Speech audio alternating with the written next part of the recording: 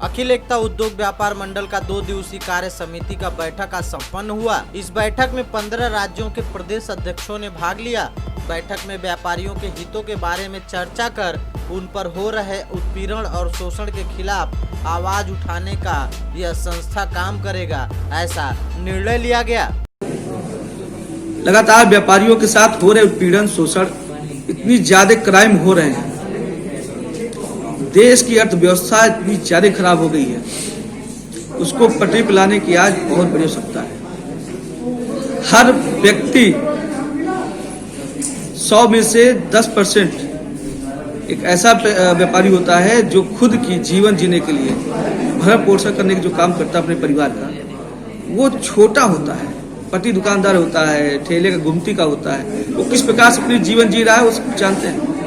उन सबके लिए अखिल एकता उद्योग व्यापार मंडल पूरे भारत में उनका मान सम्मान बढ़ाने के लिए, उनको संरक्षण देने के लिए हम सब इस 2 दिवसीय प्रशिक्षण राष्ट्रीय कार्य समिति में चिंतन मनन किए हैं और देश व्यापी व्यापारियों के लिए जो भी चुनौतियां आने वाली भविष्य में हैं उसके समाधान के लिए आज संगठन ने प्रस्ताव पारित किया है। यह बैठक प्रयागराज क्षेत्र के गौहनिया स्थित वशिष्ठ वात्सल्य कॉलेज में किया गया, जिसमें सैकड़ों व्यापारियों ने भाग लेकर कोरोना की वजह से व्यापार में हो रहे दिक्कतों को लेकर चर्चा किए। 2 दिन की राष्ट्रीय कार्यकारिणी की बैठक हुई है, इसमें संरक्षक के रूप में इन्होंने मुझे मनोनीत किया है।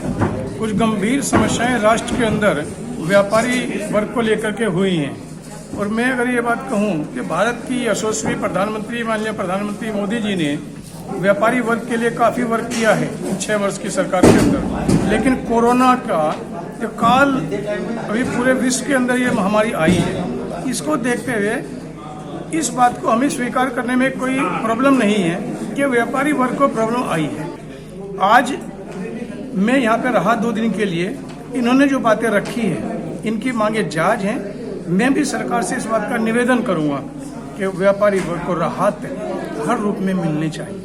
व्यापारी वर्ग एक अगर बिजनेसमैन कोई होता है, कोई फैक्ट्री चलाता है, तो वो एक उद्योगपति नहीं होता, उस उद्योगपति के साथ जो भी काम करने वाले लोग होते हैं वो 100 गरीबों का पेट भी भरता है एक उद्योगपति। इस बात को मान करके सरकार चाहती है। तो वहीं इस बैठक में मेक इन इंडिया और वोकल फॉर लोकल के मंत्र को चरितार्थ करते हुए राष्ट्र निर्माण में आत्मनिर्भर भारत की सार्थक भूमिका का संकल्प भी लिया गया।